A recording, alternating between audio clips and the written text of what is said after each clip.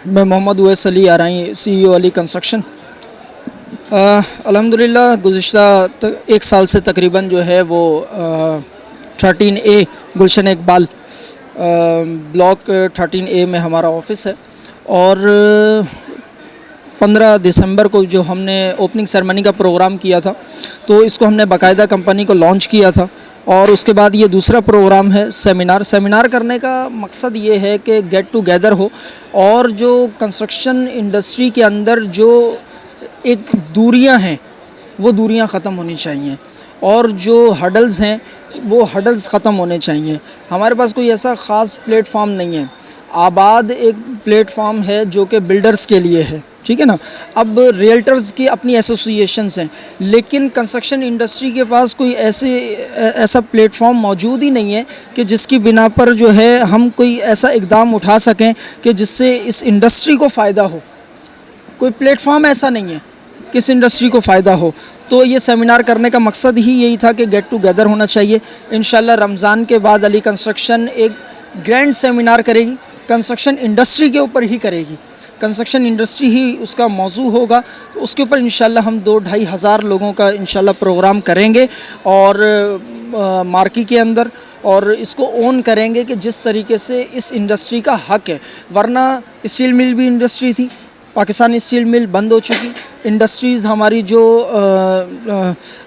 Textile industry है उसका हाल भी बुरा। अगर इस पे भी तवज्जो ना दी गई तो इसका हाल भी वही होगा जो आज टेक्सटाइल का है। इस कंस्ट्रक्शन इंडस्ट्री का भी हाल वही होगा जो आज पाकिस्तान स्टील मिल का है।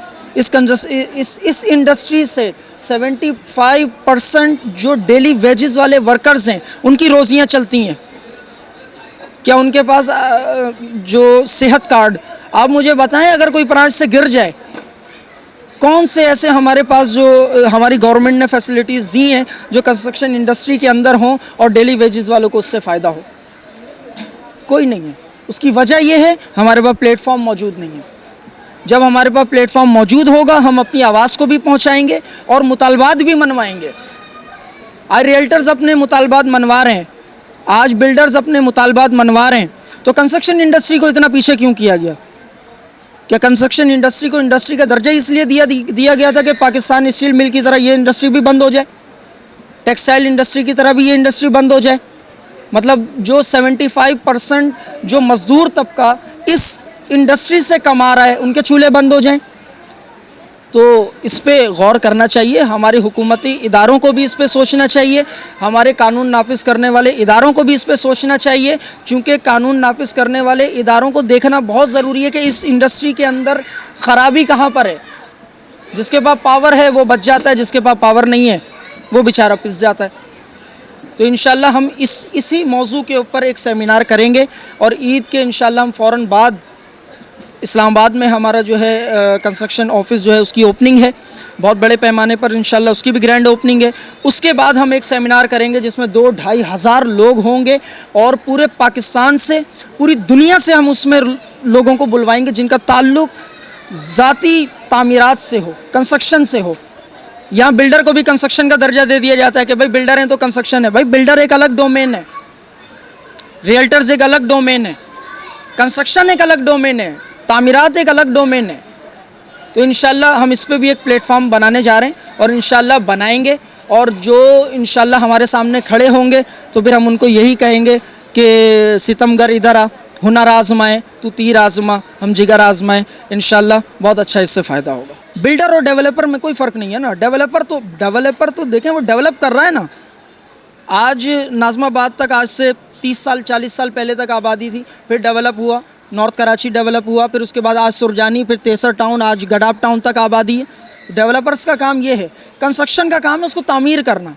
ये कंस्ट्रक्शन इंडस्ट्री का काम है। अभी हम 62 मंजिला बना के बहुत खुश हो रहे हैं कि पाकिस्तान की सबसे ऊंची मंजिल हमने बना ली है। 162 मंजिला जो आज से 10 साल पहले बन चुकी है। पाकिस्तानी इंजीनियर्स वहाँ जाके काम कर रहे हैं। तो हमारे पाकिस्तान के अंदर किस चीज़ के हमारे पाकिस्तान के इंजीनियर्स के अंदर स्किल्स हैं, हमारी गवर्नमेंट के पास इतनी पावर नहीं है कि उसको यूटिलाइज़ करे, अपने मुल्क के अंदर करे। सऊदीया के अंदर पाकिस्तानी लोगों की कंस्ट्रक्शन कंपनियां खुली हुई हैं, दुबई के अंदर पाकिस्तानी लोगों की कंस्ट्रक्शन कंपनियां खुली हुई हैं। तो मुझे ऐसा लगता है कि अगर इस पर तवज्जो ना दी गई तो अनकरीब जो हाल पाकिस्तान स्टील मिल का है, जो हाल पाकिस्तान की जो टेक्सटाइल इंडस्ट्री है, जी हाँ, आप इसका हाल देख लें। अगर इस पे तवज्जो ना दी गई तो इसका हाल भी इन इंडस्ट्रियों की तरह होगा। लेकिन इंशाल्लाह हम नहीं होने देंगे और हम एक ऐसा प्लेटफॉर्म मुतारुफ़ कराएंगे कि जहाँ पे जितने कॉन्ट्रैक्टर्स हैं, कंस्ट्रक्शन कॉन्ट्रैक्टर्स जितने हैं, उनको वो प्लेटफॉर्म मौजूद होगा और उससे वो फ़ायदा भी उठाएंगे उस प्लेटफॉर्म से।